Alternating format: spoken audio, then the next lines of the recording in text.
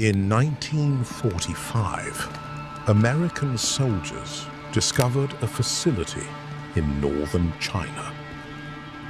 What they found inside was never meant to be seen. Rooms full of medical equipment, thousands of files, thousands of names, and evidence of what humans are truly capable of doing to each other. The American government saw everything and decided the world should never know. This is Unit 731, the darkest medical secret in human history. 1932. Japan is expanding across Asia. The Imperial Army needs an edge. Not just bullets, not just bombs. Something invisible. Something unstoppable. General Shiro Ishii had a vision. A biological weapons program disguised as a public health unit. He called it the Epidemic Prevention and Water Purification Department.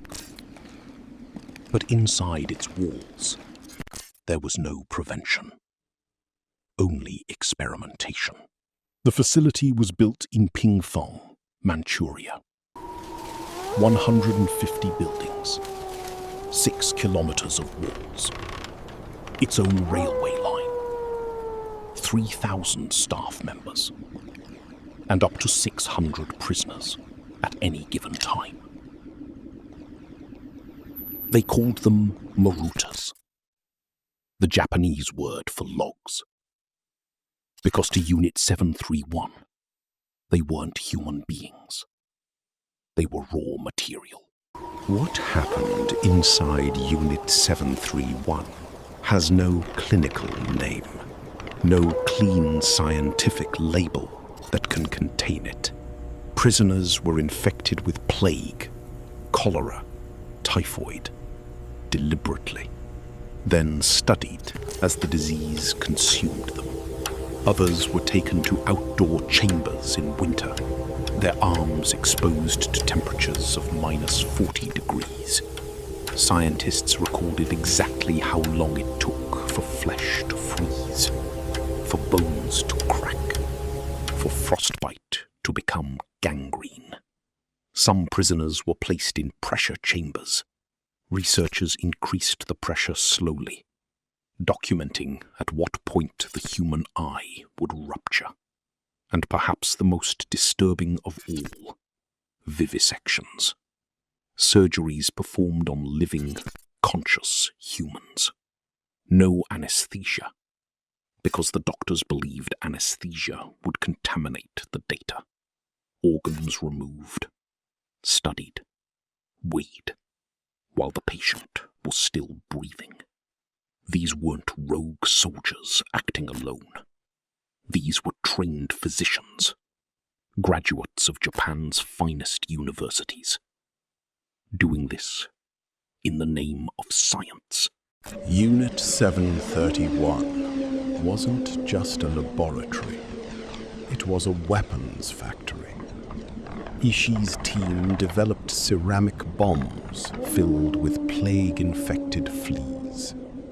They were dropped over Chinese cities. Estimates suggest these attacks killed tens of thousands of civilians. In one operation alone, Operation PX, the goal was to spread plague across entire provinces. They also contaminated water supplies with cholera and typhoid, leaving behind outbreaks that lasted years after the war ended.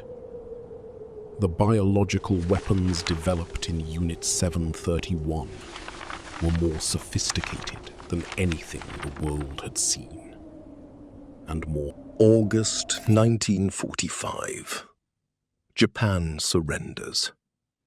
American forces move into Manchuria. They find Unit 731. They find the files, The photographs. The data. Evidence of over 3,000 confirmed deaths.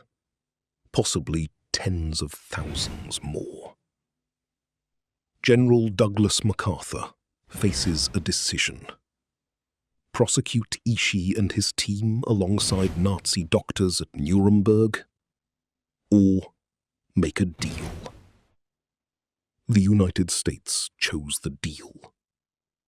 In exchange for full immunity, Ishii handed over every research file, every experiment, every result.